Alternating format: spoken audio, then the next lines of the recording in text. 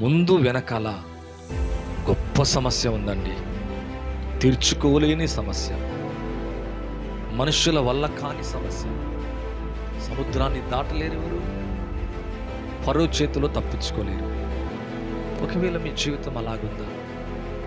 సమస్యల మధ్య నలిగిపోతూ ఎటు తప్పించుకోవాలి అర్థం కాదు, ఏమి చేయాలో అర్థము కానటువంటి స్థితిలో నలిగి ఒక దగ్గర మిగిలిపోయాం.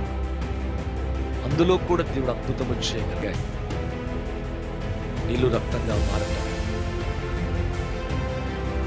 మరి అనేక తెగులు చూశాను, మరి స్థలములు వెలుగు చూశాను. అయినప్పటికీ కూడా వెలుచూపుతోనే, ఇంకా శరీరముతోనే, ఇంకా వెలుచూపుతోనే నడిచే అనుభవాన్ని మీరు కలిగినట్టుగా చూస్తున్నారు. వీళ్ళ జీవితం అలాగుందా?